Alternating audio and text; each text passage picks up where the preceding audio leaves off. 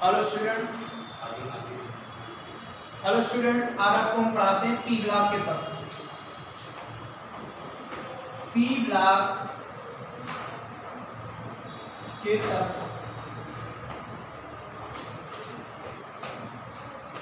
ये आपकी जो यूनिट है ये अंक 7,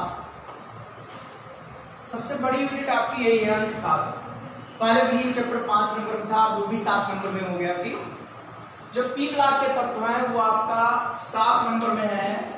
और इसमें पी ब्लॉक में आप लोग जानते हो कि वर्ग 13, 14, 15, 16, 17 और 18।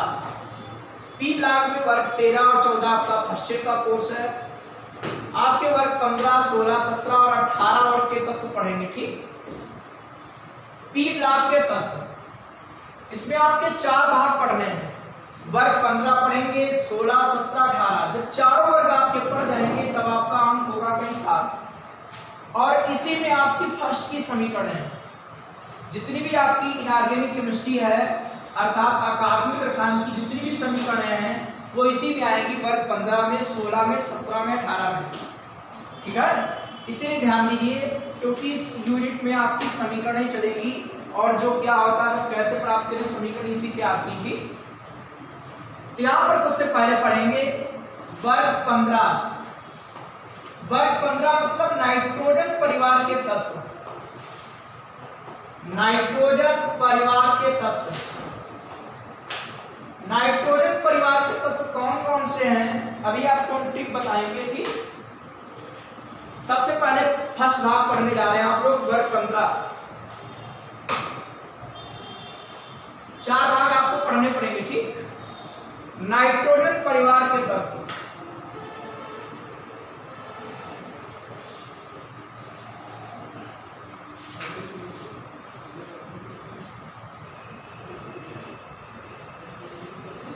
यह आपका आवर्त हो गया, यहां वर्ग लिख दिया। ये वर्ग आपका 15 है। पुरानी वर्ग संख्या कितने है? ठीक, पुरानी वर्ग संख्या आपकी क्या है? कितने? नेपाल, पाकिस्तान, ऑस्ट्रेलिया, सब भिखारी और माखन चोर। यह आपका नया तत्व आया। ठीक, ये इसका ट्रिक है, ध्यान रखिएगा। नेपाल, पाकिस्तान, ऑस्ट्रेलिया, सब भिखारी, माखन चोर। आपका परमाणु क्रमांक बता दें कैसे निकालेंगे। आपको बता चुके हैं वर्ग 13 हो चाहे 14, 15, 16, 17 ये वर्ग हैं।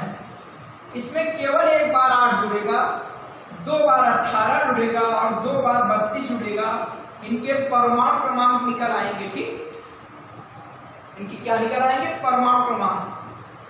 तो देखिए इसका परमाणु क्रमांक आपको मालूम है 7 है। आप 8 जोड़ोगे 15 हो जाएगा। भाई 8 जोड़ दिया 15 हो गया। 18 जोड़ेंगे 33 हो जाएगा और फिर 18 जोड़ेंगे तो आपका 51 हो जाएगा और फिर 32 जोड़ेंगे तो आपका 83 हो जाएगा और फिर 32 जोड़ेंगे 115 हो जाएगा। ठीक,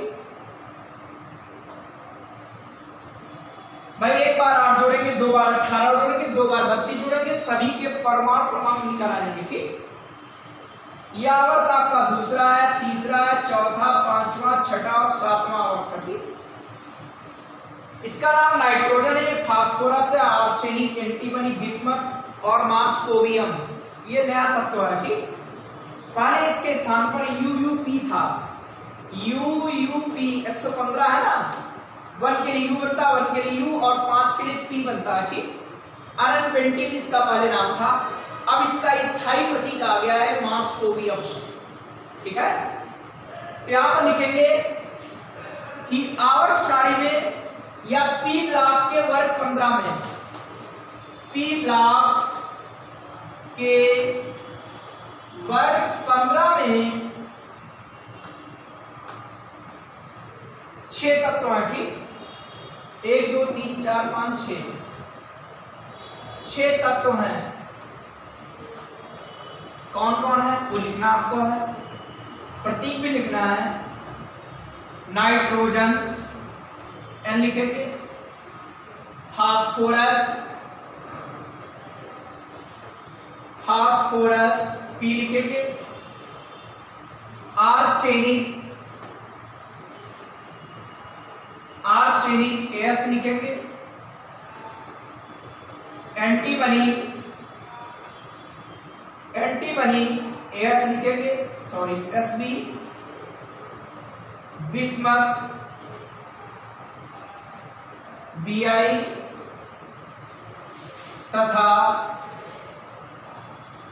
मास्कोवियम, ये नया तत्व आया है, ठीक है, कि पी ब्लॉक के वर्ग 15 में 6 तत्व हैं, nitrogen N, phosphorus P, arsenic S, antimony S P, bismuth B I, moscovium M C, ये आपका नया तत्व है, ठीक।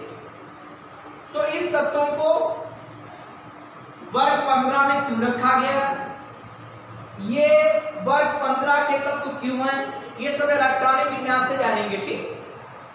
इन तत्वों को नाइट्रोजन परिवार के तत्व कहते हैं, ठीक। इन तत्वों को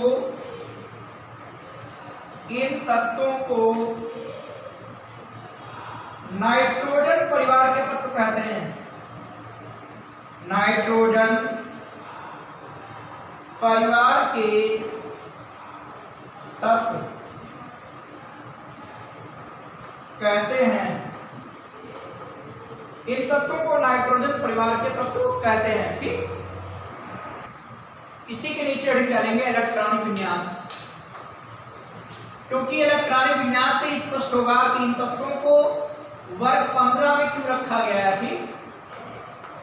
इलेक्ट्रॉनिक विन्यास बनाने के लिए भी ट्रिक है हमारे पास।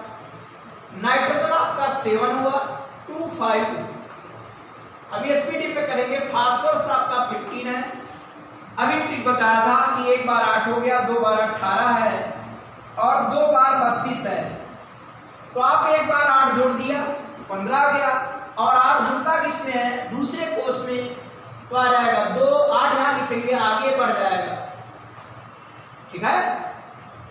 ध्यान रखिएगा आप लोग कि पहले कोष में 2 इलेक्ट्रॉन होते हैं, दूसरे में 8, तीसरे में 18, चौथे में 32, ये मैक्सिमम इलेक्ट्रॉन है। इससे कम हो सकते हैं लेकिन इससे ज्यादा नहीं हो सकते हैं। तो कभी भी 2 जोड़ना हो तो आप पहले कोष में जोड़ेंगे, 8 जोड़ना हो दूसरे में जोड़ेंगे, 18 जोड़ना हो तीसरे में जोड़ेंगे, 32 जोड़ना तो चौथे में जोड़ेंगे, ठीक। अब 18 जोड़ना है, 18 जोड़ोगे भैया 35 आएगा और आर्सेनिक आएगा, और कहां जुड़ेगा, तीसरे में, यहां पर लिखोगे आगे बढ़ जाएगा, 2 हो गया, 8 हो गया, 18 हो गया, लास्ट में 5, तीसरे में लिख दिया, आगे बढ़ गया, ठीक।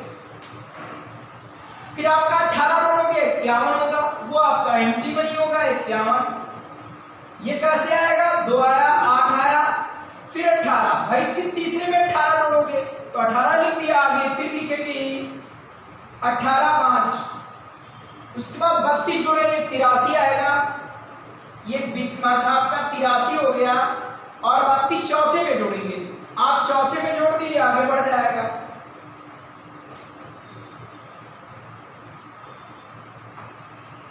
ठीक है। अब आप फिर 32 जोड़ेंगे तो आपका मास्कोवियम आएगा, ठीक। यहां लिखे दे रहे हैं 115, 32 जोड़ेंगे, चौथे में जुड़ेगा, आगे फिर बढ़ जाएगा, चौथे में जोड़ दिया, आगे बढ़ गया,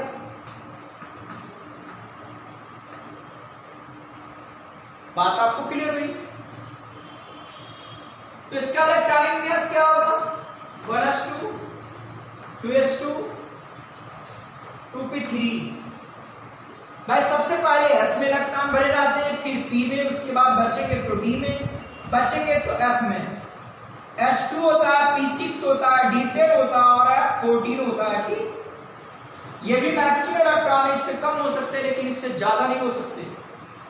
तो इसका क्या आएगा, 1s2, यह आएगा 2s2, 2p6, यह आएगा 3s2 और 3p3, ये क्या आएगा 1s2, 2s2, 2p6 आएगा, तीसरा 3s2 आएगा, 3p6 आएगा, और 3D7 होगा,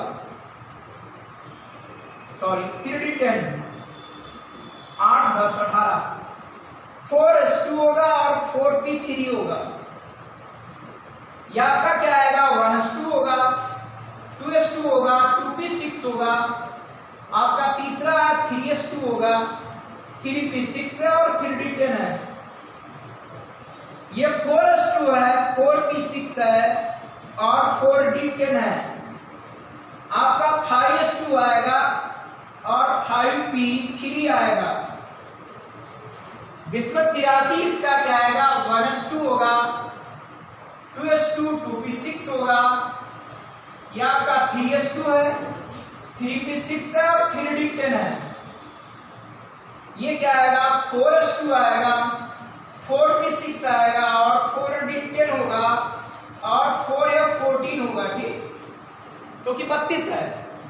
आपका 5 क्या आएगा, 5s2 होगा, 5c6 होगा, 5d10 होगा, ठीक है।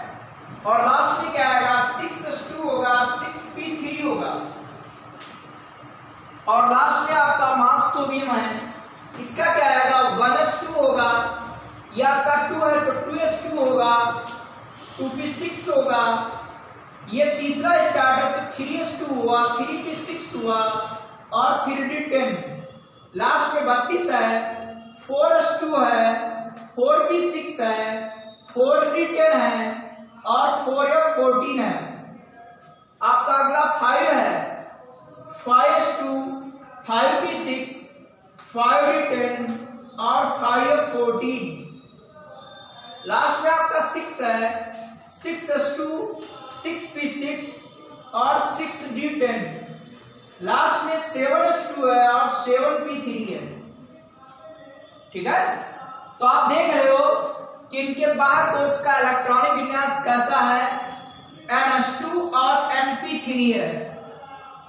इनके बाहर कोष का इलेक्ट्रॉनिक विन्यास NH2, NH2, NP3, NH2, NP3। देखिए NH2, NP3 है। इनके बाहर कोष का इलेक्ट्रॉनिक विन्यास NH2, NP3 है और पिछले कोष अक्रिय गैसों के समान पूर्वरे हैं। इस कारण इन तत्वों को एक ही वर्ग में रखा गया, चूंकि इलेक्ट्रॉनिक विन्यासों में समानता है। एक ही वर्ग में रखे जाने का कारण यही है, इनके इलेक्ट्रॉनिक विन्यास में समानता। और इनकी वर्ग संख्या कैसे निकालते हैं, तो पी ब्लॉक तत्वों की वर्ग संख्या निकालने के लिए नियम है कि बाहर कोष में उपस्थित इलेक्ट्रॉनों की संख्या में 10 इलेक्ट्रॉन जोड़ दीजिए, उसकी वर्ग संख्या निकल आएगी। एस ब्लॉक के लिए नियम है कि एस ब्लॉक तत्वों की वर्ग संख्या उसके बाहर कोष में उपस्थित इलेक्ट्रॉनों की संख्या के बराबर होती है। पी ब्लॉक तत्वों की वर्ग संख्या निकालने के लिए नियम है कि पी ब्लॉक तत्वों की वर्ग संख्या उसके बाहर कोष में उपस्थित इलेक्ट्रॉनों की संख्या में 10 प्लस कर दीजिए। डी ब्लॉक तत्वों की वर्ग संख्या है कि बाहर कोष में उपस्थित इलेक्ट्रॉनों की संख्या और उसके पिछले कोष में उपस्थित डी कोष में, जो हमारा डी कोष है उसमें उपस्थित इलेक्ट्रॉनों की संख्या को जोड़ दीजिए, वो डी ब्लॉक तत्वों की वर्ग संख्या हो जाती है। और एफ ब्लॉक तत्वों की वर्ग संख्या नहीं होती है, क्योंकि उनको बेघर कर दिया गया है, घर से बाहर निकाल दिया गया है, तो उनकी वर्ग संख्या नहीं है, ठीक, घर में नहीं रखा गया है, तो इसीलिए एफ ब्लॉक तत्वों की कोई वर्ग संख्या नहीं होती है। तो देखो इनके बाहर कोष में कितने इलेक्ट्रॉन है, 5 इलेक्ट्रॉन है, इसलिए इनकी वर्ग संख्या 5 + 10 बराबर कितनी है, 15। अतः इन तत्वों को वर्ग 15 में एक साथ रखना, मतलब एक ही वर्ग में रखना सही है, ठीक। यह आपको क्लियर हुआ होगा इतना। फिर से एक बार ध्यान दीजिएगा कि इनका इलेक्ट्रॉनिक विन्यास कैसे बनाएंगे, आप लोग ध्यान दीजिए। नाइट्रोजन 7 आपका 2 5 हो गया, 8 जोड़ा गया आपका 15 हो गया, और 8 दूसरे में जुड़ेगा आपका बढ़ गया। फिर आपका 18 जोड़ना, 18 आप तीसरे में जोड़ देंगे, आगे बढ़ गया। फिर 18 जुड़ेगा, फिर तीसरे में जोड़ देंगे, आगे बढ़ जाएगा। फिर आपका 32 जुड़ेगा, 32 आपका 4th वाले में जुड़ेगा, उसके आगे आपका बढ़ जाएगा। फिर 32 जुड़ेगा, 4th में जोड़ दीजिए, उसके आगे आपका बढ़ जाएगा।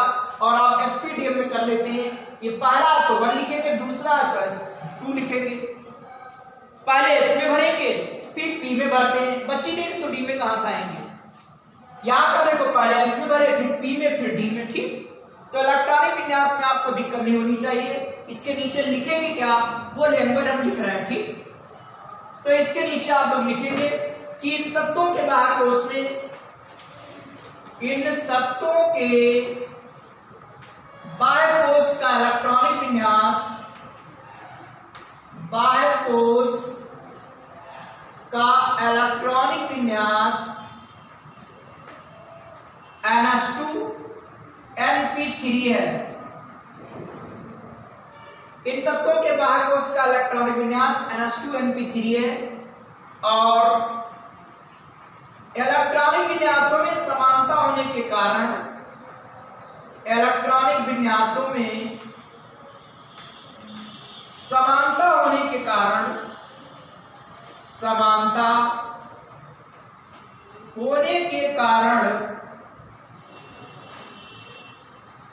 इन तत्वों को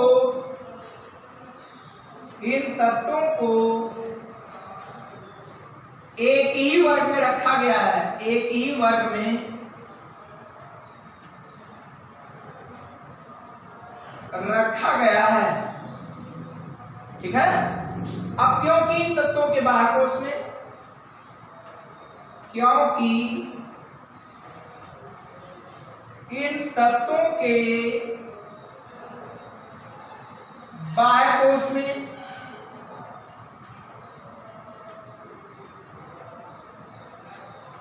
पांच इलेक्ट्रॉन है, इस कारण इनकी वर्ग संख्या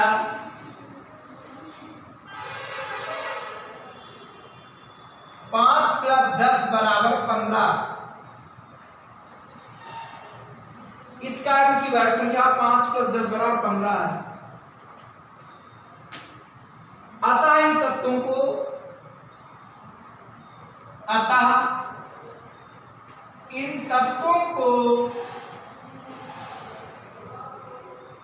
वर्ग 15 में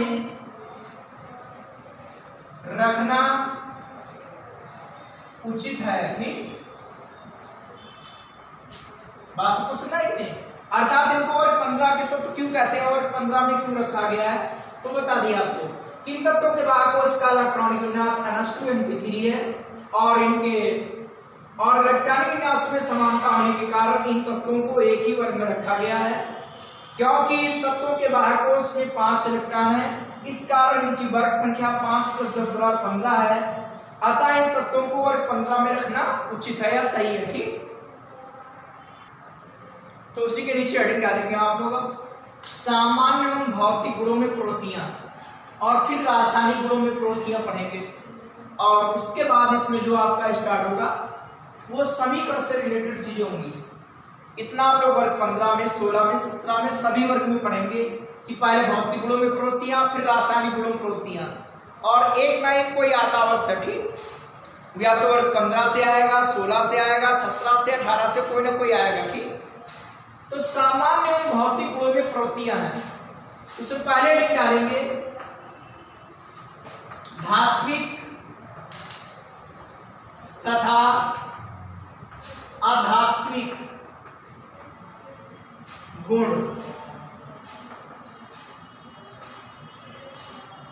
तो देखिए टेबल बना दे रहे हैं।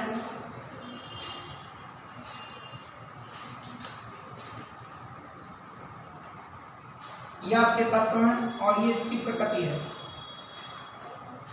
नेपाल, पाकिस्तान, ऑस्ट्रेलिया सब भिखारी की, और मास्कुलिन को छोड़ दो, इसके बारे में भी बहुत जानकारियां नहीं है। तो नाइट्रोजन आपका क्या है, अधातु है। फास्फोरस क्या है, ये भी अधातु है। आर्सेनिक और एंटीमनी आपकी उपधातु है, उपधातु, और इसमें धात्विक लक्षण होते हैं। प्रबल धातु नहीं, दुर्बल धातु है। ठीक, तो आप लिखेंगे कि वर्ग में नीचे जाने पर धात्विक लक्षण बढ़ता है और अधात्विक लक्षण घटता है। यहां पर लिखेंगे वर्ग में नीचे जाने पर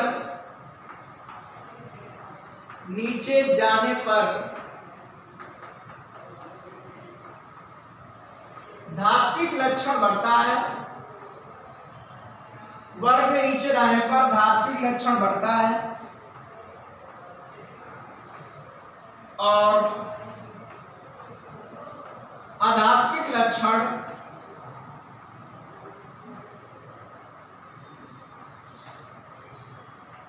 घटता है।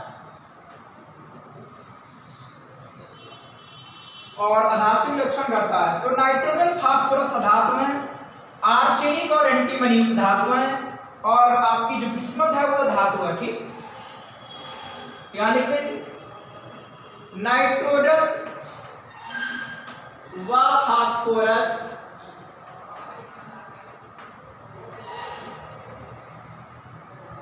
अधातु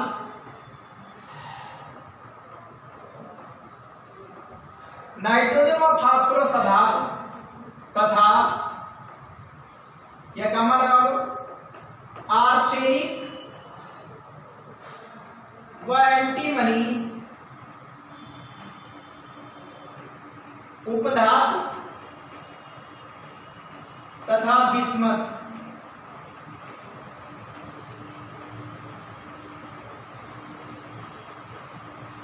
दुर्बल धातु है। ठीक, इनका पालन पर रेडी हो गया। धात्विक और अधात्विक गुण, वर्ग में नीचे रहने पर धात्विक गुण बढ़ता है और अधात्विक गुण घटता है। नाइट्रोजन व फास्फोरस अधातु, आर्सेनिक व एंटीमनी उपधातु तथा बिस्मथ दुर्बल धातु है। ठीक, यह आपका नाइट्रोजन है, फास्फोरस, आर्सेनिक, एंटीमनी और बिस्मथ। यह आपकी पहली वीडियो हो गई।